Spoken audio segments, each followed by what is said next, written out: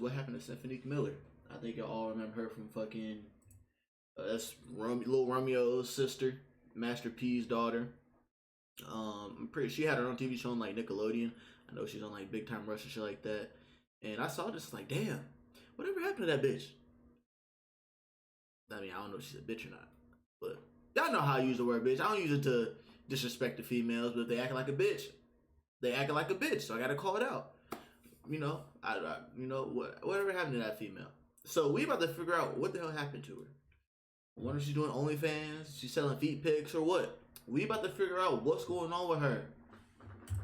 Had the potential to be the next big teen star, and with a father like Master P, he was adamant to make that happen. From touring with Disney stars to starring in her very own Nickelodeon show, How to rock. they wanted to position her as the next teen star. Since teen stars like Miley, Selena, Victoria, and Ariana were moving on in their careers, Cymphonique was that shining hope. Releasing solo songs and transitioning into urban media, some people thought that she was on her way.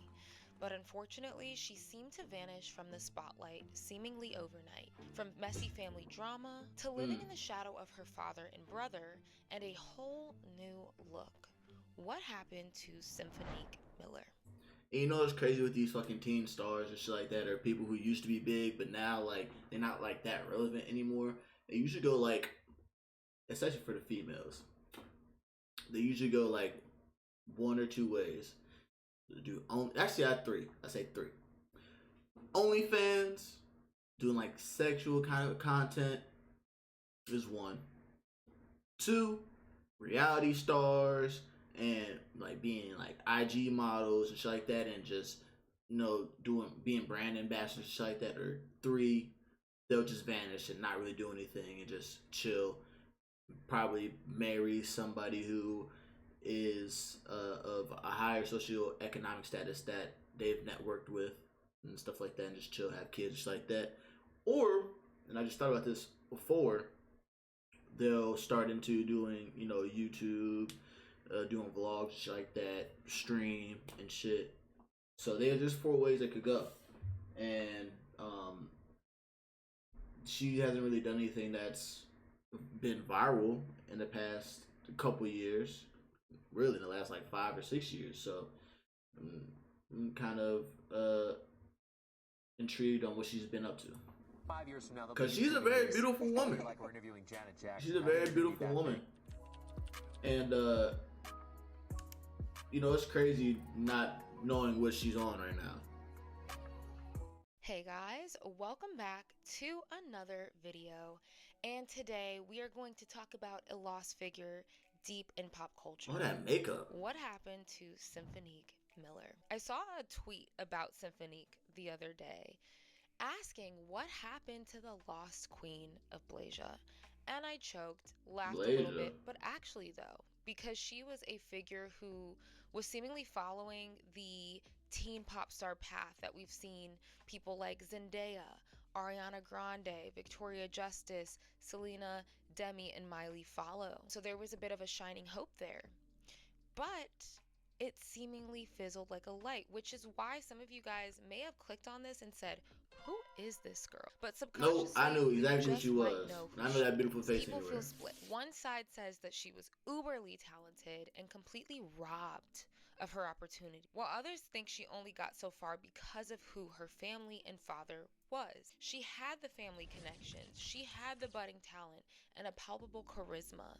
It seems like the cards were perfectly aligning until they weren't. So today we will discuss Cymphonique's journey, career, downfall, scandal, and most importantly, where is she today? Let's hear about that scandal. Give me the scandal. Comment down below.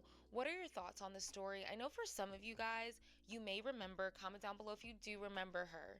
But if you don't, I remember. I'm not commenting down below because I'm reacting to it. But I remember. Connections we can make between themes and I should comment about that goddamn makeup, but I'm not even going. Not even gonna start. Not even gonna start. Cause I love my beautiful black queen. I love my beautiful black queen. But y'all don't need all that makeup. Y'all are beautiful just waking up like that. You don't need that makeup. Looking at your skin, I don't know if it's a filter on top of that makeup or not, but looking at your skin, you don't really have any blemishes. You don't have any pimples or nothing. I say if you want to do a little bit of makeup, do like mascara or something. That looks beautiful. You don't need to do all that. Cause this reminds me of on Twitter when I saw it was the I guess she was like a makeup artist or some shit like that. But she looked way better without the makeup. But when she put on all that fucking makeup, she looked like fucking Glorilla. Let's just Crazy. get straight And it looked into bad. the video. So let's start at the very beginning. I don't like my Chapter beautiful 1. queens putting Cymphonique on Miller, clown makeup. yes, that is her legal name. That's her real name. Was born August 1st, 1996 I in love Los me older Angeles, women. California. I Her love father me is the older one and women. only Louisiana hip-hop mogul, Master P, with her older brother being the one and only Lil Romeo. So Master P is a known businessman, a hustler to say the least, with no limit clothing, no limit toys, no limit snacks, noodles, sports management, you name it, that man literally had no limits. And he also found purpose and success in making his eldest son Romeo a mini rapper and actor. Cymphonique was born into a family that was business minded and had connections to the entertainment industry. Cymphonique being one of Master P's 9 children, Nah, the that's family crazy. dynamic is quite I'm trying to be where complex. Master P And don't worry, we is. will talk about this because there is some relevance to the Well, story. the Wayans. But of course, More she was destined likely. to do something. What would that something be? Keep it in the family. A Catholic, she started off Business singing and in money. her church's choir.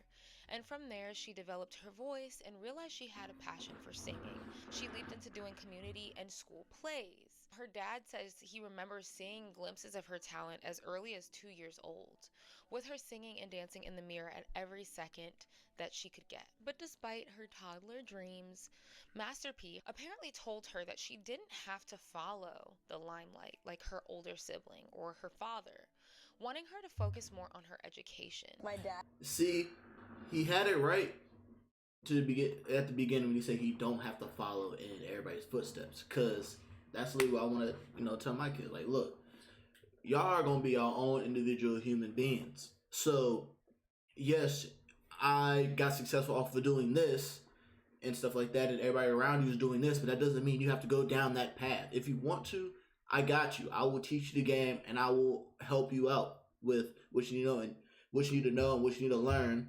And also, I will make sure that you know even more than me. I'm gonna put you on the stuff, or I want you to look into stuff that adds and benefits to what we're doing, so we can keep it in the family. But just because we're doing this, I'm not gonna force you to do this because that's not in your path unless you choose for it to be. But I mean, when he said focus on education, I can understand that.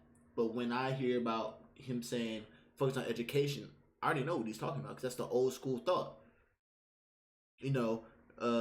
Go to college, get a degree, da da da da. Now, his situation is gonna be different because she gets a degree, is most likely gonna help out the family regardless, because she's probably gonna get a degree in something in one of like a business or like a law or something that will help benefit them to where they can bring more money in. So, but if I tell my kids to focus on education, like it'd probably be like, all right, fuck college. If you want college, only do college for a specific job that is beneficial to you, to where you'll in a couple of years you'll be able to start running your own business, or it'll teach you the steps on how to do that, or you see yourself getting far in life, or like I said, it'll benefit the family business, stuff like that. But really, I would tell them like, look in like the trades and stuff like that, because you can make a whole lot of money in trades. As soon as you get out, you start making money within while you're doing the apprenticeship in trades. Plumbing, auto mechanic, HVAC, fucking construction. Like there's a whole lot of different trades. Electricity. There's a whole lot you can do, and you'll make that money way faster. Like by the time you like around maybe 21, 22, you'll be making damn near like 6 figures, and you can start owning your own business and shit like that. Like there's a vast opportunity of education you can do that doesn't have to do with going to college. And you don't even got to do trades. You can also do the media school. IT goes towards that trade and stuff like that. But yeah, you don't really got to focus on just going to college. College is not the end all be all, because people who go to college, they end up in debt, and then I mean, it's damn near like high school. Once you graduate, you're still starting at the bottom. So why don't you, at an earlier age, get ahead of everybody and start making that good money? He actually didn't want. And it's good to have a trade to be able to work with your hands, because trades will be here until the earth plummets into the sun. That's literally how it's gonna be. Like, no AI and robots will be able to take away blue collar work. That's just facts. Into this business because he was already here. Like, he did his part. He sold his record. Master P grew up in the streets of New Orleans and wanted something different for his children. But he made a deal with her that if she got her grades all the way up, she could go after her dreams. And this was the beginning of her story. Now, for her early career, she did begin gaining exposure by posting covers onto YouTube, which is like a part of the artist starter pack at this time. I need to look very much further. I don't want to have to go. And Cymphonique posted her very first music video to an original song called Little Miss Swagger, released on July 21st, 2009. And this was my personal introduction to her as a kid who lived on YouTube at the time. And so I remember stumbling across this video and I was like, wait, who is this little girl? And not only did this video get millions of views and hits, but she was dancing her little tail off. Like, the charisma was oozing through the screen. The song itself was like very 2008, 2009, right? Like, yeah. I remember seeing this and thinking, she's so cool. And the song, of course, was written and produced by her father, Master P. She gained even more exposure when she was 13 and competed in season 2 of Radio Disney's Next Big Thing in late 2009. And to refresh your memory, Radio Disney's Next Big Thing was a singing competition where unsigned and unknown artists could get discovered and hopefully land a recording deal, with fan voting as the catalyst.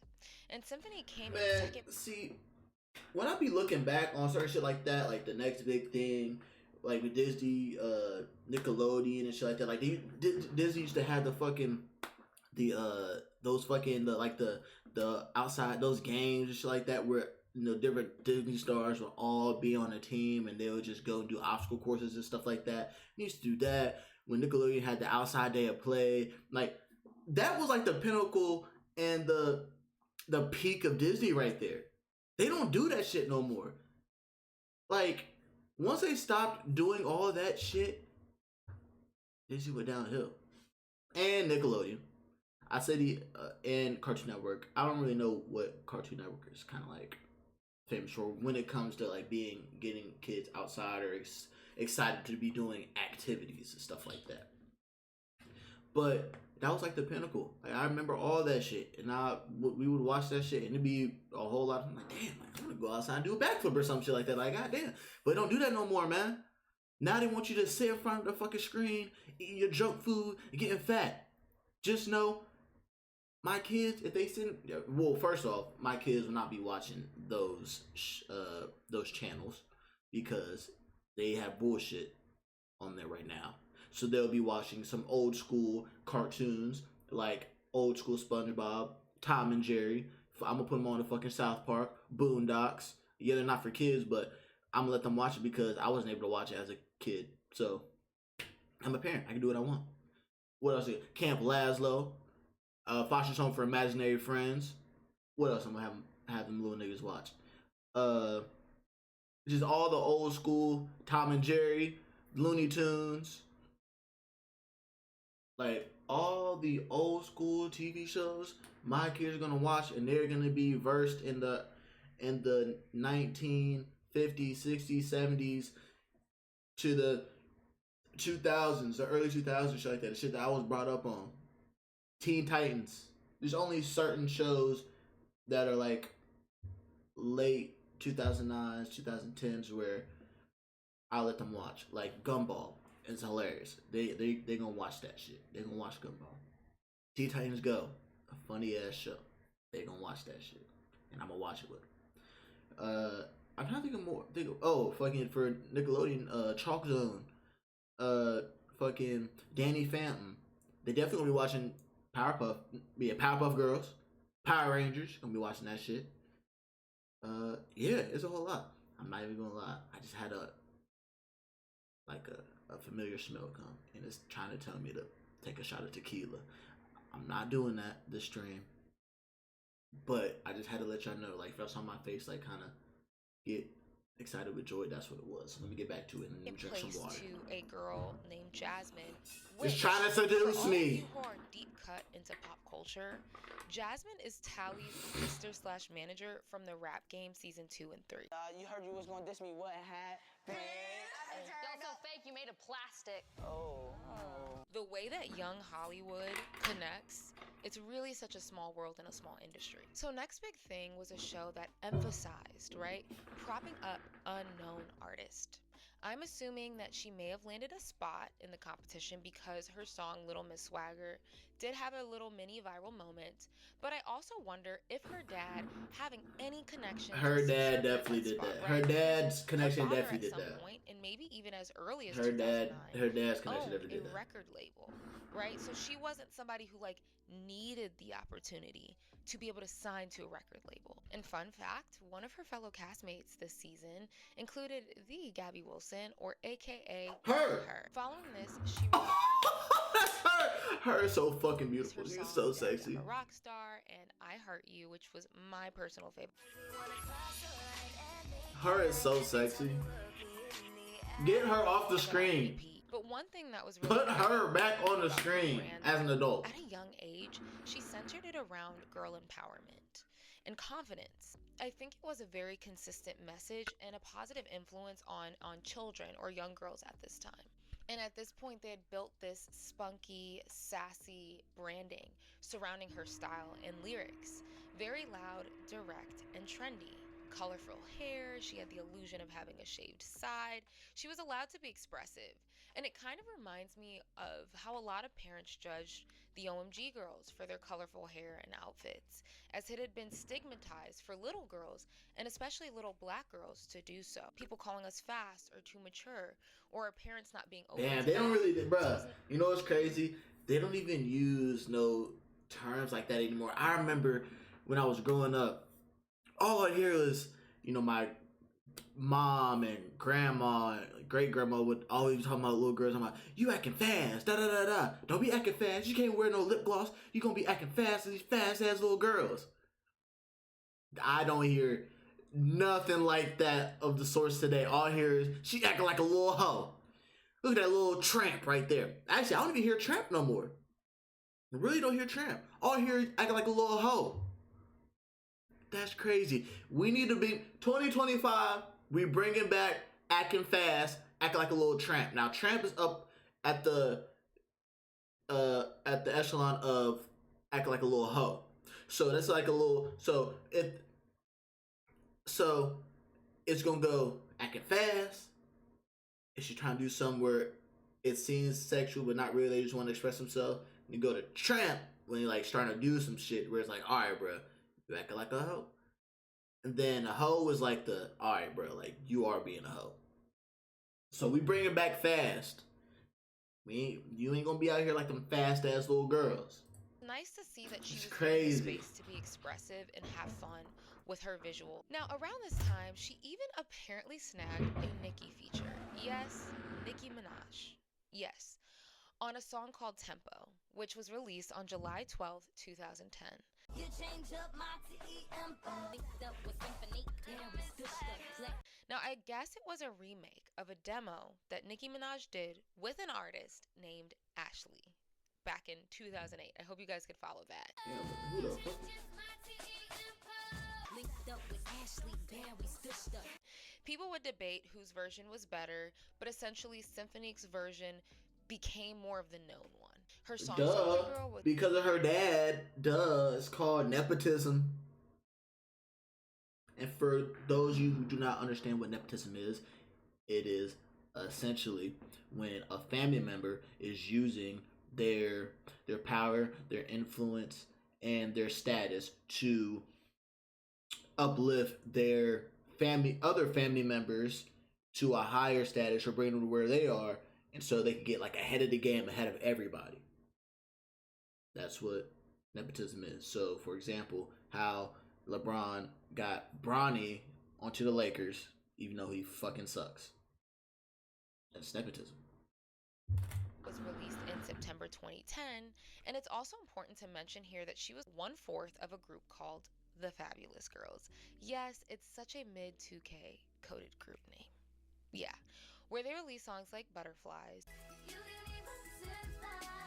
Unbreakable, and So Fabulous. The group consisted as Cymphonique as the lead, and Alexia, Kylie, and Shelby as the support. But what's interesting about their debut album called Fabulous Girl that was released in June 2010, it's quite blatant that this group was kind of a ploy to prop up Cymphonique. Yeah. And most groups are a ploy to prop up the lead artist, right? We get that. But the layout of the album was very telling to me. Instead of songs just being by the Fabulous Girls, which Cymphonique was a part of, they were very intentional in giving Cymphonique her own songs or highlighting her as the lead.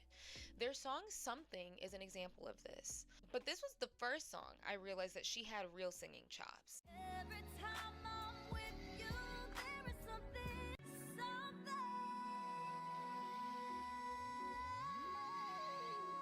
A more mature R&B ballad. So at this point, she was operating as a solo artist and a group artist, and I think they might have been waiting to see what popped off first. But Cymphonique performed on national tours across the country with the likes of Raven-Symoné, Ashley Tisdale, Demi Lovato, and JoJo, most likely because of the connection she made during Next Big Thing. She also went on her own tour in 2010 called the I Heart You Tour, so no stone was left unturned either.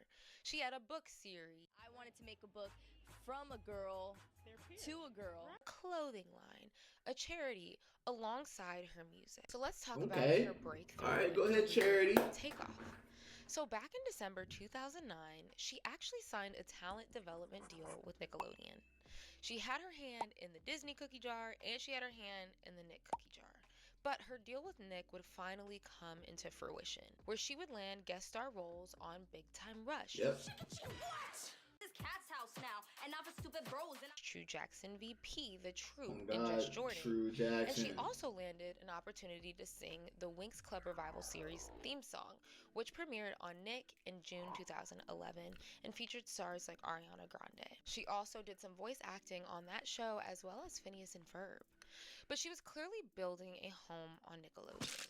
What the world didn't know, though, was that this was simply preparation, familiarizing viewers with her face because they had big plans for her. Around 2010 to 2011, Nick's network ratings dropped tremendously.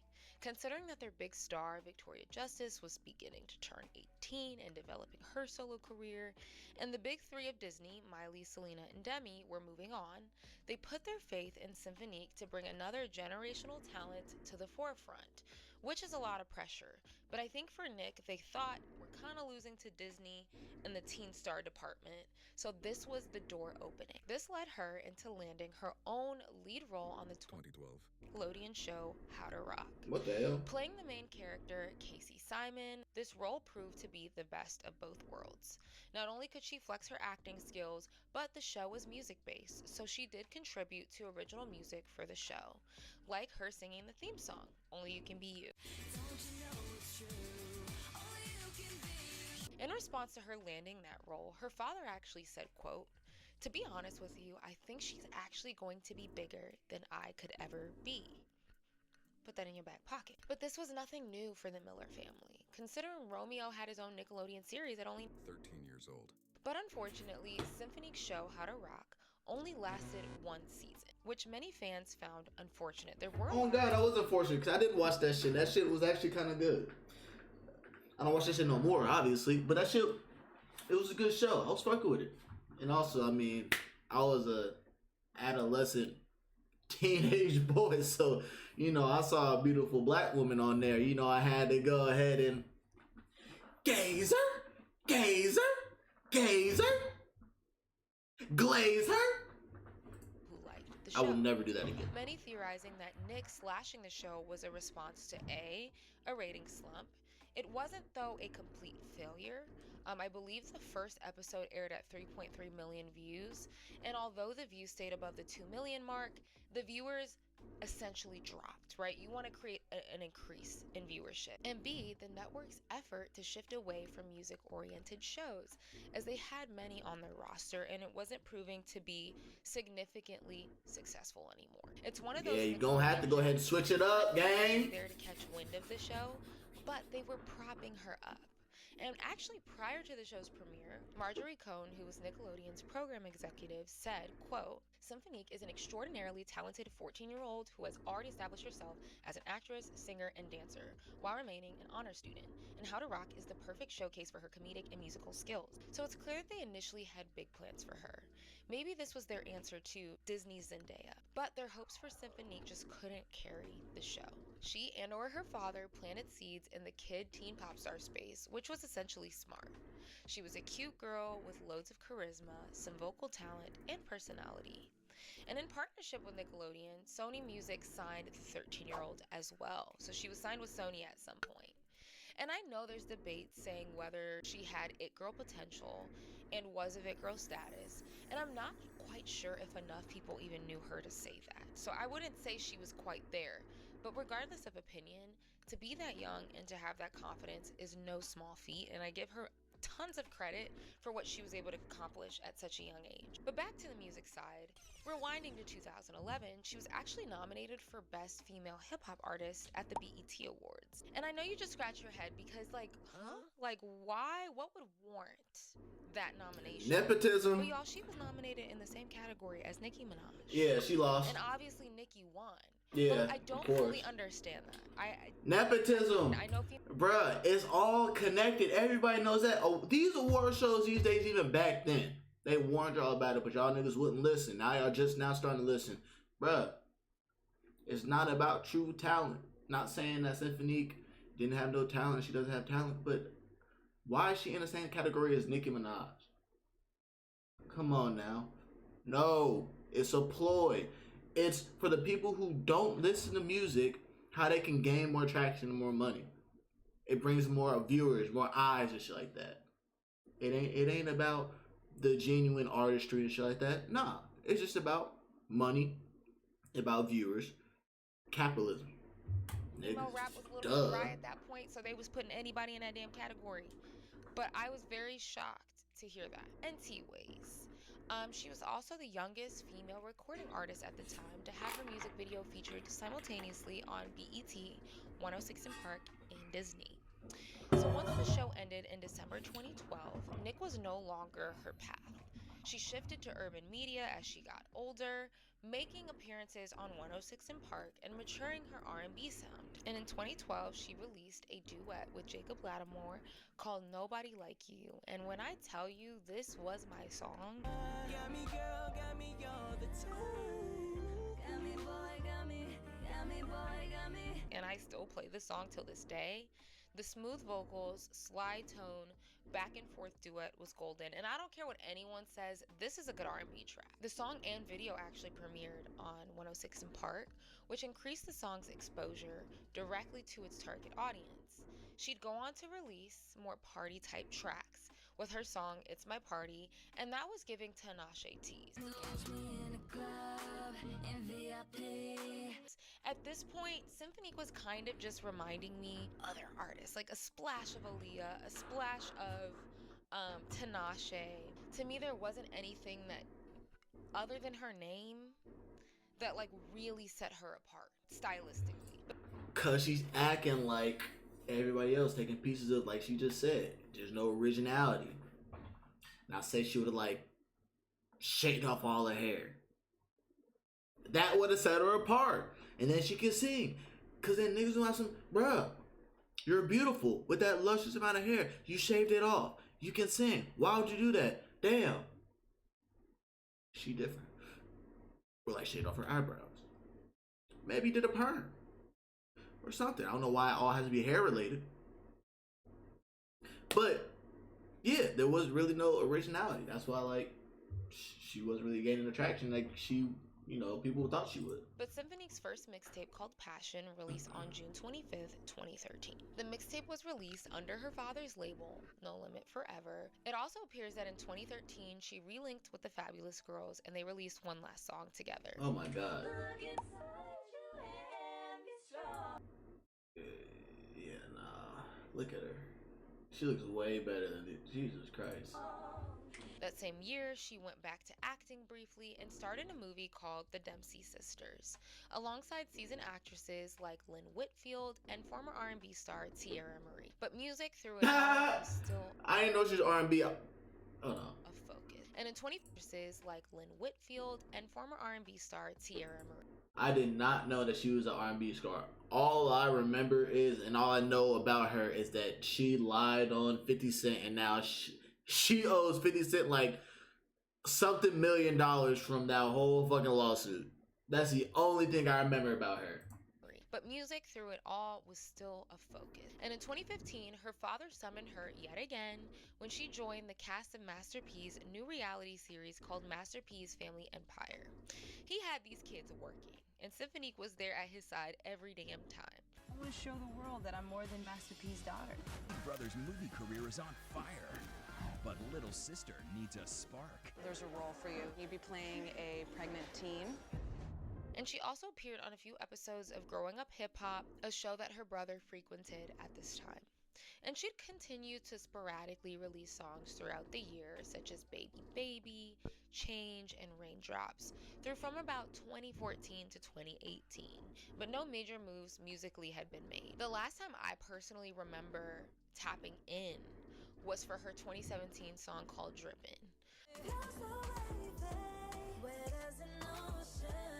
But her debut EP finally released, No Days Off, even though it seemed like she was taking some days off, but you know. That released on January 22nd, 2018. And one of my favorites off of this EP includes its opening track called Since Jordan. This track could have easily been a comeback record. This is a really great track.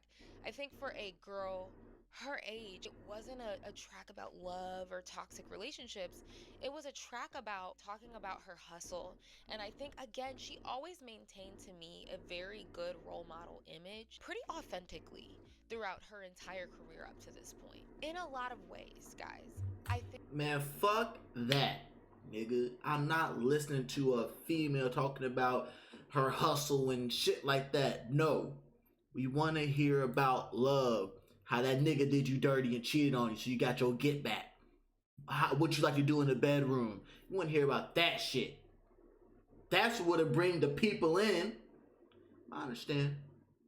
You want to keep up that perception, that goody two shoes perceptions like that. But if you look at your career versus the people who started doing more kind of like adult-esque style content, I mean like music and shit like that, and how their careers have progressed. Now, we not saying we want to hear you talk about busting that pussy open. We not saying that. But maybe we want to hear about, you know, how that first, I don't want to hear about that, how that first love broke your heart. But something a little bit more on the R&B vibes type shit. How, like, you know, you dress in lingerie for your baby and shit like that. You cook, clean, shit like that. Cater to you type shit. Like some Destiny's Child type shit. You got the voice for it. Do it. I think R&B was her strong suit. That's where I think she really should have put all of her focus and effort. Exactly. But I attest to this time and her making a bit of a switch up being to what was on the radio, right? Like, there was this internal battle to release party anthems and to still hold on to her rap/singing persona. And I remember even looking back. Fuck the party anthems, because everybody's doing that. You're doing what everybody does, not original. Be original and do the slow grind of what you can and are able to do, and focus on that craft. R&B. Just because, bruh, there's always going to be a core fan base for fucking R&B. You got the singing chops where you can do R&B. Stick to R&B. Work on that. Work on your lyricism. Become more sexy. And that, like, you need to have some songs that niggas or hoes are gonna be putting on when they about to fuck, or they're at least trying to get into the mood. Like, come on now, that's how you get your core audience.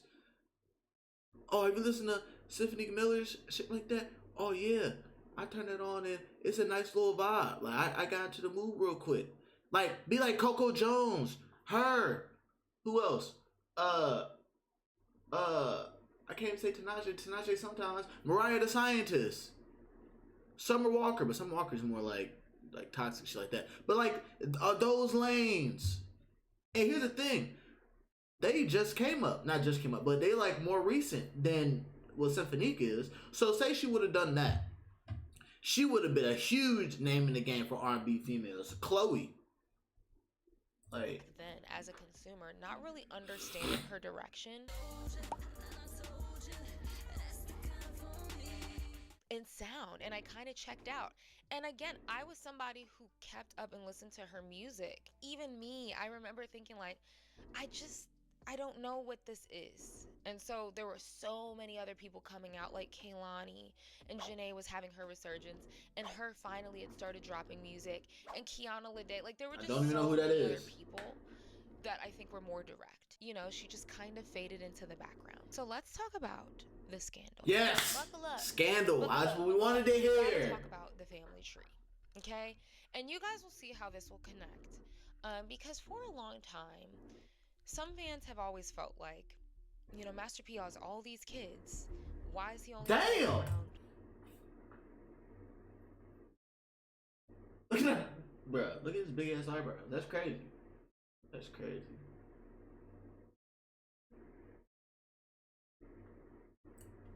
Her. Or why does it seem like she's getting preferential treatment? But I realized as I was digging that there might be some deeper things going on here. So let's talk about it. Cymphonique is one of 8 biological children of Master P. Okay, now before I said he has 9 kids. Romeo to Italiana to Vino to Versi to Cymphonique to Hersey to Mercy to Italy to Italy. Tata. He has 1 son. Nigga, I ain't gonna cap. I'm not even gonna cap. I want to have a decent amount of kids, but my only problem is all them names, nigga. I can barely remember my siblings' age. All them names, bro. Maybe it'd be different because I had that father-esque. God damn them eyebrows. But yeah, that's my only thing. But I'm pretty sure I'll be alright. I got good memory. Who I believe is adopted. That is what is on the internet. That's what they say. And he is technically Master P's nephew, but he adopted him, right? So Master P has a basketball starting lineup of children, and he'll be the first to say it. I have a basketball team. And not to the fault of any of the kids, right? Kids are always innocent in these situations. But the family situation was always a bit messy. Nique's father, Master P, was married to Sonia Miller for a long while. She was the woman who helped build his empire, where they go on to have many children of their own, including their eldest, Romeo. Now, Cymphonique was born in 1996, and she has a different mom. Let's keep in mind, Master P and Sonia were married from 1989 to 2014. They separated in 2014 and finalized their divorce in 2022. If Cymphonique was born in 1996 and had He stepped out. she was He possibly cheated. born outside of their marriage. Wedlock. Master P and Sonia, She's a their bastard. biological daughter was born in 99, and their youngest child was born as late as 2005. Because again, I'm trying to do research for this, like who's the mama, who's the daddy, where's she born, I just kept saying Master P. I was like, who's her mom? But every time you Google it, allegedly it says Cymphonique's mother is Filipina. Identity is not officially known. But for so long, many people just assumed that Cymphonique's mom, her bio mom, was Sonia. But there was knowledge that Cymphonique was Filipina. She was half black, half Asian. How would a Blasian kid? That's how they. two That's black what you parents? saying, Blasian. Biologically, right? So I think some people just didn't bat an eye because he had so many kids to begin with. But because Oh God, I man, he got so many kids to begin with. At least one of them got to be out of wedlock. At least one of them got to be a bastard. And then also with Romeo being fucking light skinned and her being light skinned, I mean, ain't nobody's gonna trip or think anything about that. identity has never been made public, Hey, and that's W on her. You know why? Because I'm sure that fucking Master P is giving her boatloads of money and shit like that, just making sure that she's alright. Like, hey, I don't want you to say nothing. I will take care of you. He's taking care of the fuck out of her. That's lit. That's lit. That's a man. That's a woman. Something to hide. Romeo unintentionally let all the cats out of the bag when he took to his socials to wish his late sister Tatiana a happy 26th birthday, with a caption that read, Tatiana Miller, born August 1st, 1996. Despite most reports stating that she was born on June 15th, 1992, Romeo so far has been the only one to let her real date of birth and age be known. August 1st, 1996. The same exact birthday as his other daughter, Cymphonique, aka his token child. And so I believe when Cymphonique was around 18 is when people kind of started being like, oh wait, so she's not Sonya's child. And as horrible as this all sounds, this has been a question surrounding Cymphonique for many years. Some people even theorize that Symphonique's cousin / brother, he was adopted brother, and herself may actually share the same mother. A recent 2024 post shows Master P and his family on vacation with who the post claims to be his secret wife that he recently married. The secret wife being named Lerma. But Lerma appears to also be his nephew / adoptive son, Vino's mother. Okay? And you can confirm this because Vino has made posts with this woman saying mom. They say that Vino's dad was Master P's brother that was killed in the early 90s. So, Master P stepped in and adopted him. But there's still confusion around that. While some people believe that Vino is just Master P's bio son. And they allege that Vino's mom is also Symphonique's mother. They both have a Filipino ancestry and a Filipino mother. Allegedly, they're saying that Master P might have recently married this woman. They could be full siblings, or they may be cousin siblings. I don't know what. My thing is, y'all got too much time in your hands to why y'all even give a fuck about other people's families. Don't you got a job to do? Don't you got books to read? Don't you got money to fucking make? Y'all worried about the family tree of a rich nigga and his rich family? Sorry, the rich brother and his rich family? Go out and touch some fucking grass. Pump some gas or something. Play some tic-tac-toe. Just be outside. Enjoy nature. Why the fuck are you behind the screen trying to figure out a fucking family tree of a family that doesn't even know you fucking exist? How about you figure out your own family tree? How about that?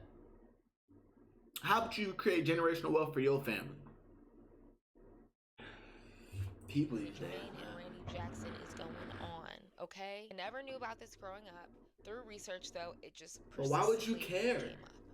And I really didn't think this video would lead to me having to build a genealogy tree, but here we are. Actually always been a bit of drama surrounding Master P's family, the divorce to Sonya, and their family tree. So don't shoot the messenger. This is not new information. So how does this relate to her story, right? With a natural charisma and musical talent, paired with her father's connection, at a young age, she was able to get her foot through Hollywood's front door. Duh, nepotism. But there has also been this alleged feeling that he's shown a level of favoritism to Cymphonique, at least from the outside looking in, maybe over some of his other kids, and more specifically, his other daughters. Hence, people may be theorizing why he maybe pushed her career maybe over some of his other children, at least publicly, because I won't lie, and I don't want to lie on this man. It does seem like he has presented his other children with business opportunities regardless. Like, all of his kids are going to eat. I will say this, I genuinely think that this family drama and connection spirals into what went wrong. Let's talk about it. Her fame connection.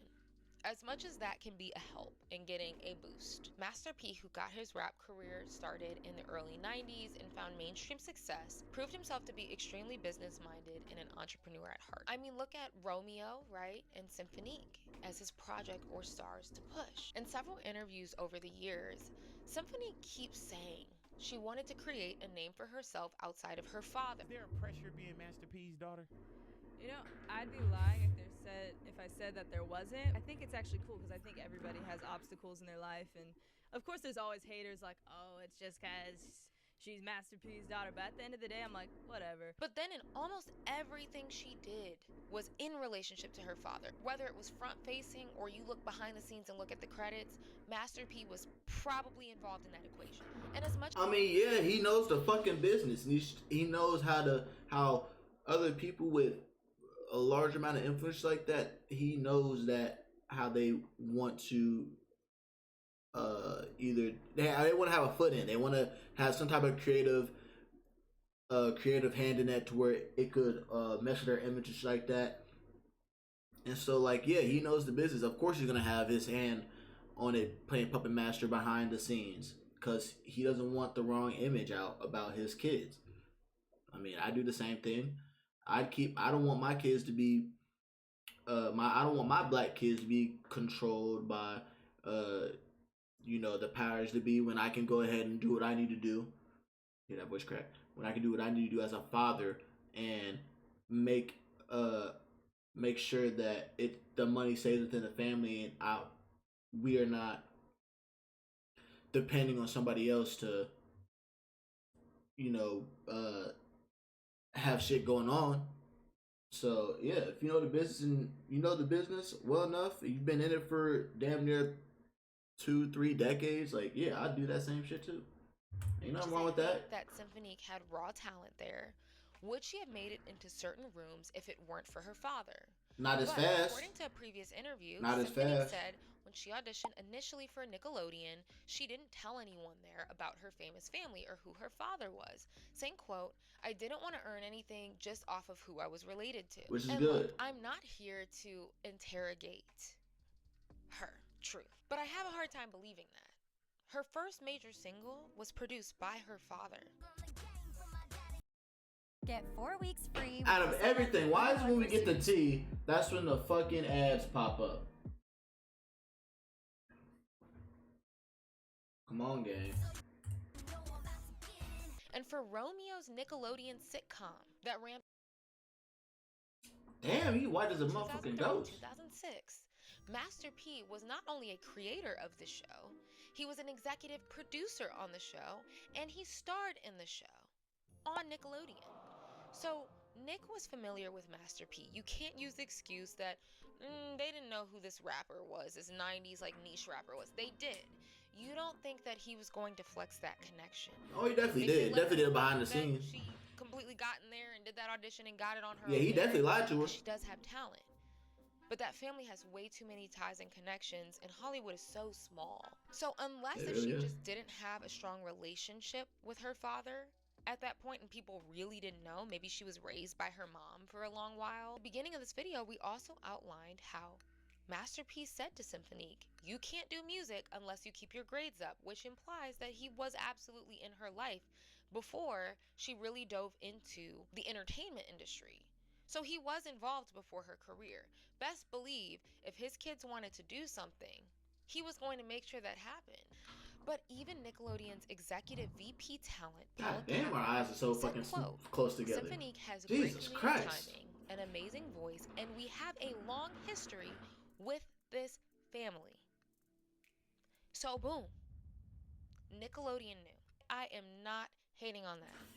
I actually love when black families use their nepotism. Get your kids in those rooms. Yeah. But let's just be honest. I just felt like when looking at a lot of stuff into the story and into her family, there's just a lot of details that don't feel very transparent, or it's very confusing. Later in her career, she'd do press tours and radio interviews with her dad, which I also think made it hard for her to create separation, or for us as fans to know her more maturely. And I am telling you, I'm not going. You're the best man Miss USA. I bet you during Miss USA, when she came up, I bet mother was like, "Who the fuck is this? Why is she singing? Who's this random bitch up here singing? Get like Kelly Clarkson or get Beyonce or something. Who the hell is this?" And the randomly like, "That Master P's daughter?" On the flip side, though, I've also seen other people saying that must be his new artist. That talented. No, but also, guys, that's his daughter. Things just don't work out, and like there's not this complex reason why someone didn't make it. I think one of the biggest hurdles for her was the big expectations. It's quite fascinating because she was supposed to be Nick's next protege, But I know that Nickelodeon didn't develop and promote their singing talent in the way that Disney did. So Nick stars would sing on their sitcom, but otherwise they had to pursue outside of the network. Look at Ariana Grande. David Israel, who was the executive producer of How to Rock, said, quote, "To be this talented at this young age, I feel like she has unlimited potential." And he said this about Cymphonique. We can even look back to Nickelodeon's program executive who gushed about her talent. She was impressing the right people, but did they create shoes that were too big for her to fill? When you're given high expectations, there's more at stake when you don't meet them. Her own father even frequently made comparisons between his daughter and Beyonce. She could easily be the next Beyonce. And we could sprinkle in Rihanna too. Like my daughter, Cymphonique, she got enough talent to fill a spot to be the next Beyonce or Rihanna. And here's the thing though, you saying that, but you gotta move how Beyonce and fucking Rihanna moved, bruh. They got to more adult themed content. As in adult, explicit songs. And I'm not saying talk about busting that pussy open or anything, throwing it ass. I'm not saying that. But just being like seductive and shit like that. Like that, like, you know that she got that so have her grow, building her audience by becoming more adult-like when it comes to singing. Not no bullshit pop songs that nobody's gonna fuck with. Like, I feel like after a certain age, let's say after like 18, you shouldn't be doing no fucking pop songs, bro. Come on. Floating legendary names in the air in comparison to his children. All of those comments were like fine and dandy, I guess, then, but you look back at it because she wasn't able to fully reach that feat. It's just kind of awkward. I feel like you already lose when you start comparing yourself to greats and legends because your career's never going to look like theirs. You can only forge your own path. So let's talk about where she is now.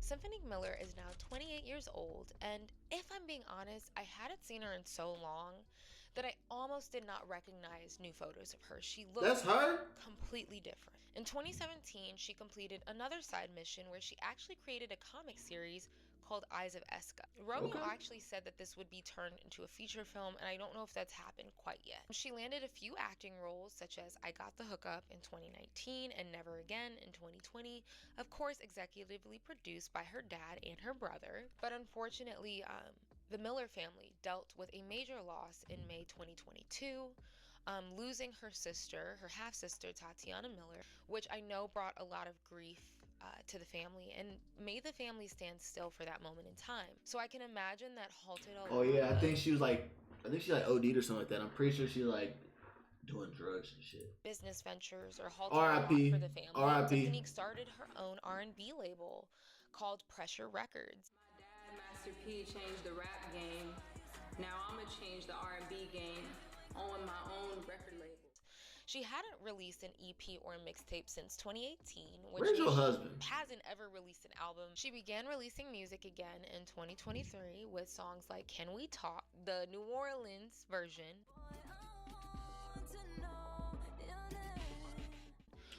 which is really just a cover of Tevin Campbell's OG song. Yeah. She also released an original song called Pressure in November 2nd, 2023.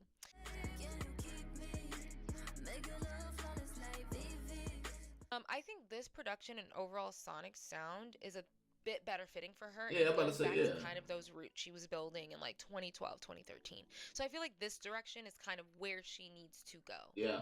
But with that new single came a stage name change where she now goes under the name Nyk, and IQ in all caps. She even hosted a dance class to her song Pressure, which I think was a great move, great publicity. I think a lot of people underestimate dancers. You want that song to be heard?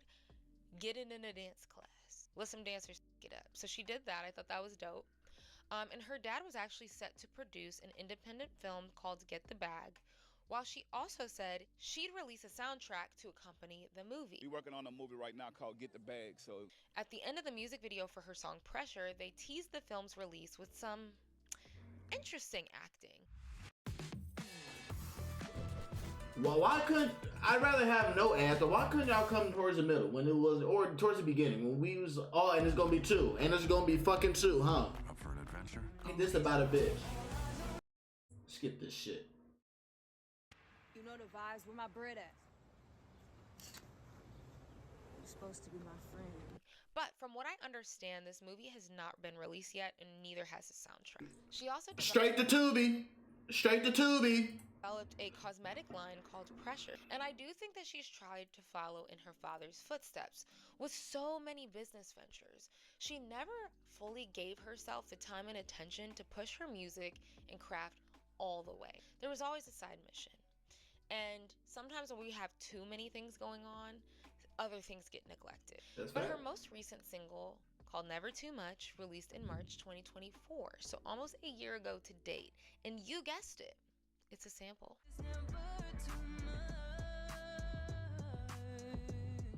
I notice she does a lot of sampling or interpolating, okay? Which seems to be like a crutch for her. I know she hadn't released a lot of music in a long time. It's a safe but underwhelming option and choice, and I really hope Challenge yourself. that she will forge forward in making original sounds, because I was very underwhelmed by this. I mean, Never Too Much by Luther Vandross is forever and will always be a classic. Never and I too really much, just don't never think too you should much, never touch too it much. unless if you're really going to add something to the table. And to be honest, just don't touch the song. Like, just don't touch it. Let's just leave it where it's at. Let's just move on. But overall, it appears that her sound lives in a mix of R&B, club, and EDM. So it's like an interesting mix there. But in March 2024, she had announced her debut album, Pressure, was coming. Yes, I have an album coming for you guys. What's the name of your album? Pressure. I wonder who you guys is. But that has since not come out in 2025. There's no album yet. Her dad does still promote her singing on his page here and there. Oh, I guess this is supposed to be an ad for his cereal company. That's Snoop Dogg's cereal company. She wasn't singing a cappella. It sounds like a studio recording. The antics. It's just kind of cringy, if I'm being honest. But she doesn't have any pictures or tagged photos on her Instagram. So she is kind of off the radar. She's definitely giving me those Blasian vibes It's now. an interesting move that she's made But herself kind of. I ain't gonna lie, the way she's looking is becoming more like fake Asian. Like, you know how they be putting them lip fillers and shit like that for the Asians, and it does not look good whatsoever. She's giving me those vibes. She needs to stop that. Let your black features come out. Ghost. That's just my opinion. I don't know if that's actually That true, she but just started that's a what it seems label like. and seemed like she was revamping her solo career. But when you do have a family that's so entrepreneur focused She looks good like that. and business oriented and not But why straight she got to them the music eyebrows? industry, Those I do think eyelashes it's quite interesting that she started is releasing really music bringing out her Asian and haven't really features. committed to doing much. That's what happened to Cymphonique Miller. There's not a She looks whole so good lot like to- this. I had to do a lot of digging for this, guys. Like, a lot of digging. She deserved a bit of a spotlight because she had something. Man, she can still get it. The space where I think that She's only had 28, talent. finna be I 29. don't necessarily think she got Now let me everything find because her. of who her dad was. Let but me she find her. had she had a gift. We'll see what happens with Where's your Cymphonique family in at? the future, with Nykel in the future. So tap in, tune in. I'll trap her. Thank I'm you gonna guys trap so her. much for watching this video. What do you guys think of her career, the scandals, the tribulations, and what she's doing today? Shout out to Cameron Suzanne. That shit was a good video.